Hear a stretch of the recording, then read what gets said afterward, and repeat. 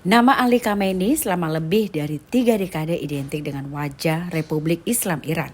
Ia bukan sekadar pemimpin negara saja, melainkan menjadi simbol ideologi dan pusat kekuasaan politik, sekaligus juga menjadi penjaga warisan revolusi yang mengubah Iran pada akhir abad ke-20. Wafatnya Khamenei pada usia 86 tahun usai serangan militer Amerika Serikat dan Israel menutup satu era kepemimpinan paling panjang dan menentukan dalam sejarah modern Iran.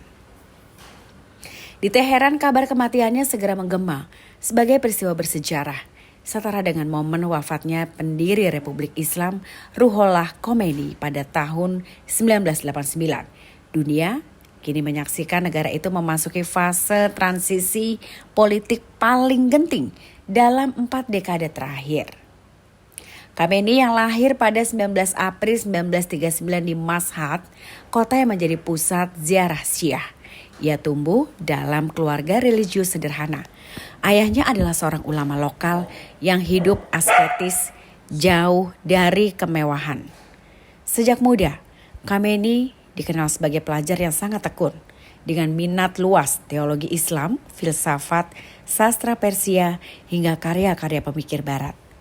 Khamenei bahkan menerjemahkan tulisan-tulisan asing ke dalam bahasa Persia, sebuah fakta yang menunjukkan sisi intelektualnya jarang disorot di luar Iran.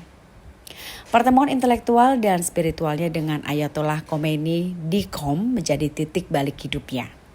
Dari sanalah ia terseret ke pusaran politik revolusioner melawan rezim Shah Muhammad Reza Pahlavi yang dianggap represif dan pro-Barat. Kemudian di tahun 1960 hingga tahun 1970-an, polisi rahasia Safak berulang kali menangkap Khamenei karena aktivitas politiknya. Penjara justru memperkuat reputasinya sebagai ulama muda yang revolusioner.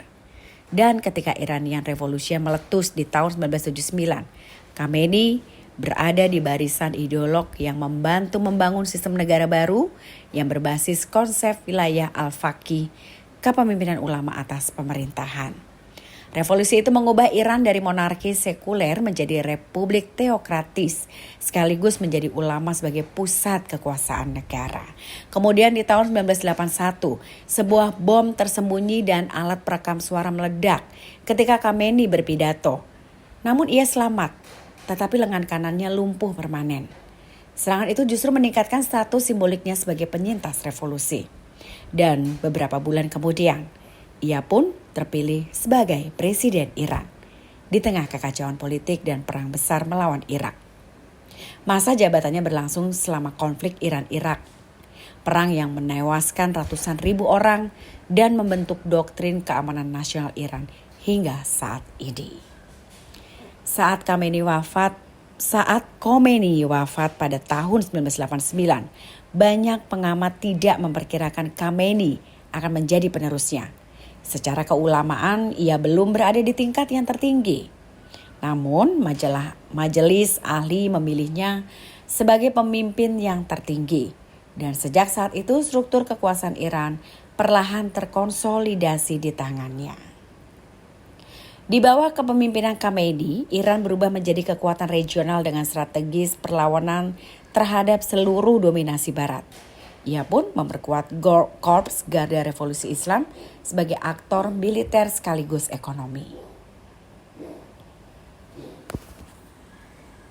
Lupa subscribe ya.